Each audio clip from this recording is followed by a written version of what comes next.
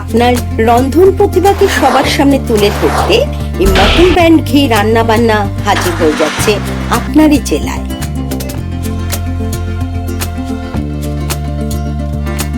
আপনিও যদি চান আপনার এই প্রতিভাকে সবার সামনে তুলে ধরতে, অতি অবশ্যই স্ক্রিনে দেওয়া এই হোয়াটসঅ্যাপ নাম্বারে যোগাযোগ করুন।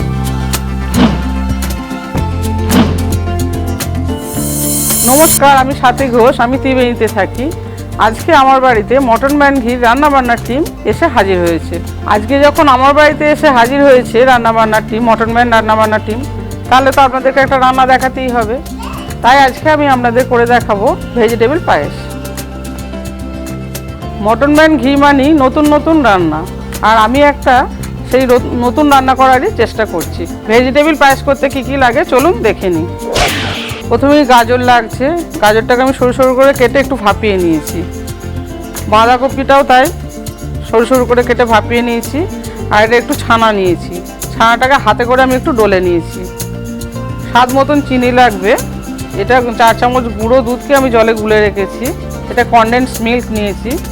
আর আমন্ডটাকে গরম জলে ভিজিয়ে খোসাটা ছাড়িয়ে কুচিয়ে রেখেছি। তার সঙ্গে কয়েকটা পেস্তাও রেখেছি কুচিয়ে, কাজু বাদাম, কিশমিশ। আর এটা হাফ লিটার দুধকে আমি ঘন করে রেখেছি। আর এটা নিয়েছি আপনার মটন ব্র্যান্ড ঘি।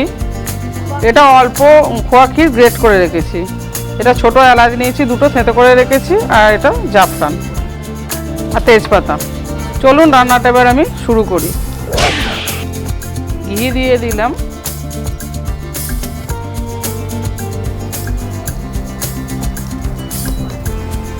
ঘিটা হয়ে গেছে। আমি আবার এতে এই যে গাজরটা ভাপিয়ে রেখেছিলাম এটা ভেজে নেব।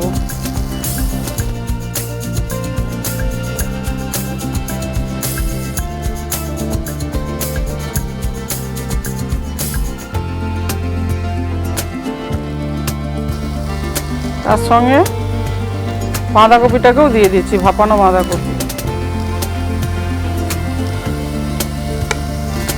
একটু ভালো করে ভাজতে হবে।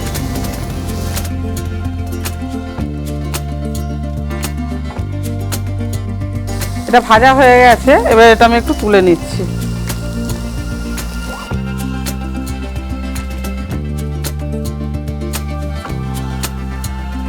এই যে একটু ঘি দিয়ে দিচ্ছি।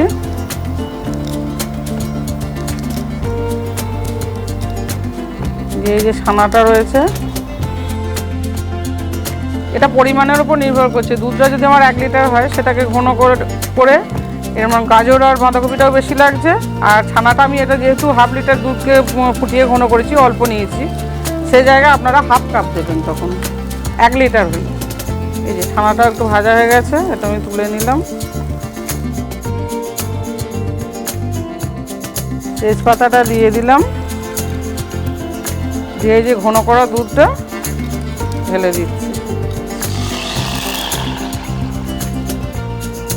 এই যে ঘিয়ে ভাজা গাজর আর বাঁধাকপিটা দিয়ে দিলাম।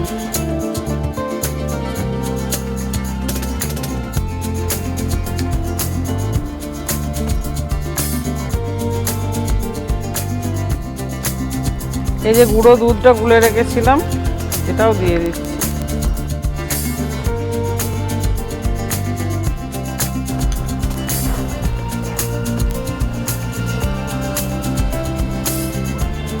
এবার আমি চিনিটা দিয়ে দিলাম। মিষ্টিটাও যে যার মতন দেবেন, কেউ যদি বেশি খান বেশি দেবেন, কেউ যদি কম খান কম দেবেন।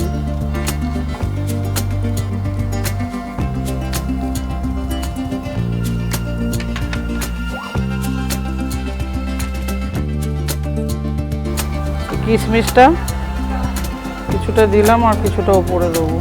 কিশমিশটা কিছুটা দিলাম আর কাজুটাও দিয়ে দিচ্ছি কিছুটা।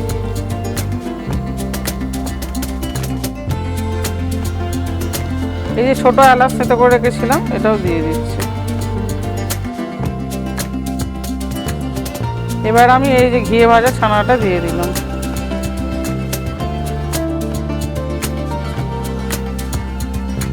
এটা খেতে খুব সুন্দর হয়, উপোসের দিনেও আপনি এটা করে খেতে পারেন। এই যে খোয়া ক্ষীরটা দিয়ে দিলাম। আর এই যে কনডেন্স মিল্কটা।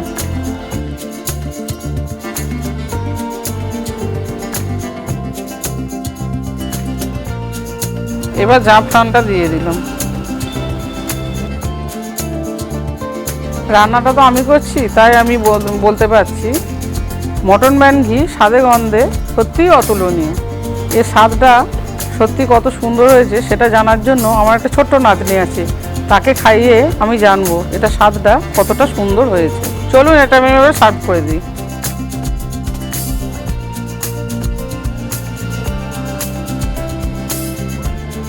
চলুন এটা এবার একটুখানি কিশমিশ দিলাম, কাজু দিলাম,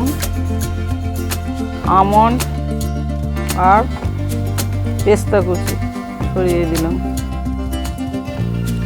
তৈরি হয়ে গেছে আমার ভেজিটেবিল পায়েস। আপনাদের তো বলেছিলাম কীরকম হয়েছে সেটা আপনাদেরকে অবশ্যই জানাবো। আমার একটা ছোট্ট নাতনি আছে, তাকে খাইয়ে আপনাদেরকে জানাবো এটা কীরকম হয়েছে। এসো এসো এসো।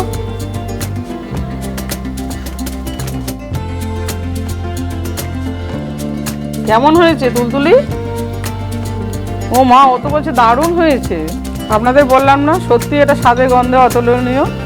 আমার ছোট্ট নাতনিও বলে গেল সত্যি এটা খুব সুন্দর হয়েছে। আপনাদের কাছে অনুরোধ রইল এটা একবার বানিয়ে খাওয়ার জন্য। আর অবশ্যই ভালো লাগলে আমার জন্য একটা লাইক তো পাওনা রইলই, তার সঙ্গে কমেন্টস করতেও ভুলবেন না কিন্তু। এই চ্যানেলটিকে সাবস্ক্রাইব করতে ভুলবেন না কিন্তু। নমস্কার।